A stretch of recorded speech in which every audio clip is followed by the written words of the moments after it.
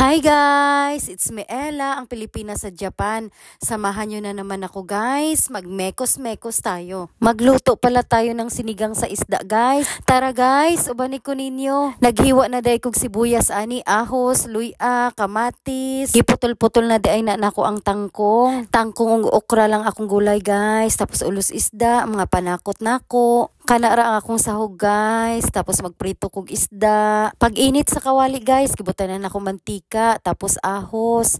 Mikos-mikos lang nako guys. Gipa golden brown na nako. Pasensyahin akong kawali guys. Kay luma na kayo na siya. Pangit man pero nakadaghang luto nako ana.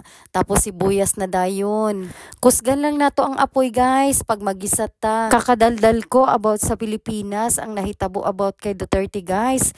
Nakalimutan ko may music pala ako sa likod. Baka makapiright tayo. Kaya ito, naka-voice record ako. Kana, gilunod na nako ang sibuyas daay guys. Tapos luya. Nakakalungkot ang nahitabo sa Pilipinas guys, no? Ang buhay, iisa lang. Dapat gawing tama nila. Mga Pilipino tayo, sana magkaisa tayo. Kasi kami nag-a-abroad. Gusto pa rin namin sa Pilipinas. Tumandamang kami.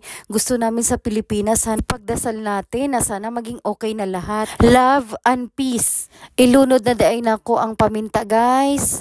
Tapos ilunod na nako ang kamatis, pahumuko lang nato panakot. Gisa-gisa lang gihapon ta guys.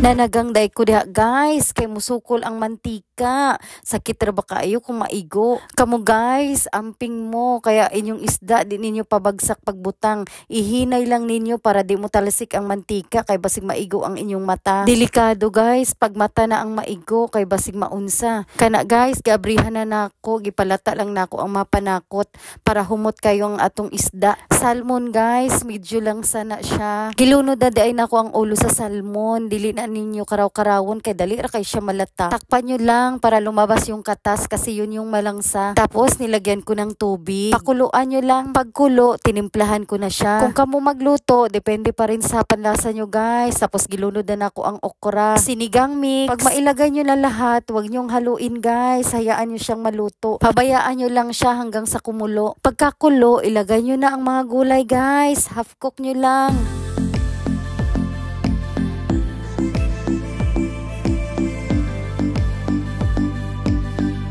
Tikman na natin guys ang mekos-mekos.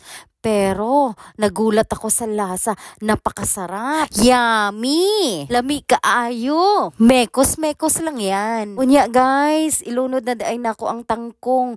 Gulatin nyo lang guys. Yung magugulat ang tangkong guys. Gusto ko kasi yung half cook guys. Kaya ginugulat ko lang yung kangkong sa pagluluto. Ayoko yung lata. Hindi masarap. Pagkatapos kumulo guys, ayan, luto na. Tingnan nyo naman guys, napakasarap.